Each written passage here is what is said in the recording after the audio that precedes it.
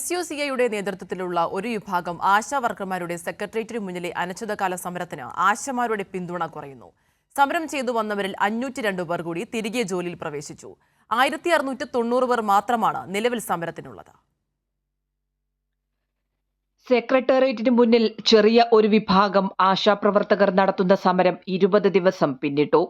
ഓരോ ദിവസം പിന്നിടുമ്പോഴും സമരത്തിന് ആശാപ്രവർത്തകരുടെ പിന്തുണ കുറയുന്നു എന്നതാണ് കണക്കുകൾ വ്യക്തമാക്കുന്നത്. ഏറ്റവും ഒടുവിലായി 502 ആശമാരാണ് തിരികെ ജോലിയിൽ പ്രവേശിച്ചത്.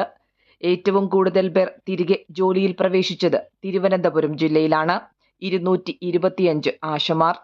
പാലക്കാട് 117ഉം കൊല്ലത്ത് 114 പേരും ആലപ്പുഴയിൽ 46 ആശമാരുമാണ് തിരികെ ജോലിയിൽ പ്രവേശിച്ചത്.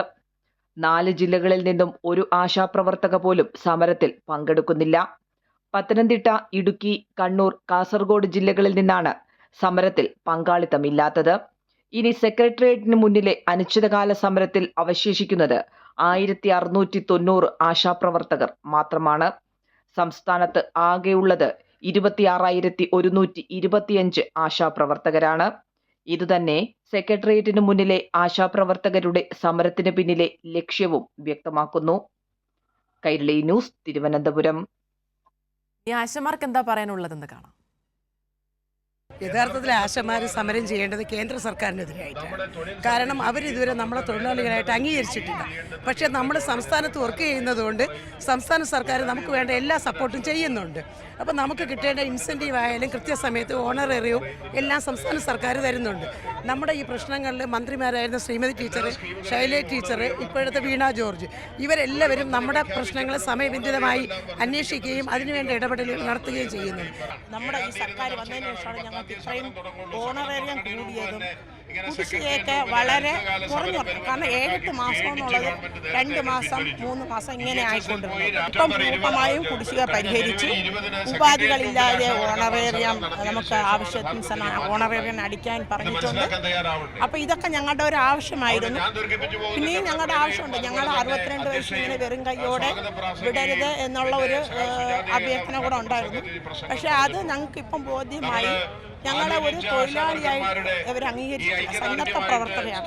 അപ്പോൾ അതനുസരിച്ച് ഞങ്ങൾക്ക് പെൻഷൻ തരുവാനോ ഒന്നും സാധ്യമല്ല. അപ്പോൾ നമ്മൾ ഇത് കേന്ദ്ര സർക്കാരിൻ്റെ പ്രോജക്റ്റ് ആയതുകൊണ്ട് ഞങ്ങൾ ഇനി കേന്ദ്ര സർക്കാരിനോട് ആവശ്യപ്പെടുമ്പോൾ ഞങ്ങളെ തൊഴിലാളികളായിട്ട് അംഗീകരിക്കണം. എങ്കിൽ മാത്രമേ നമുക്ക് ഈ ബാക്കിയുള്ള ആവശ്യങ്ങൾ നമുക്ക് സാധിച്ചെടുക്കാൻ സാധിക്കും. കേന്ദ്ര സർക്കാരാണ് നമ്മളെ പരിഗണിക്കാതിരിക്കുന്നത്. സംസ്ഥാന സർക്കാർ ഇതുവരെയുള്ള കുടിശ്ശിക നമുക്ക് തന്നിട്ടുണ്ട്.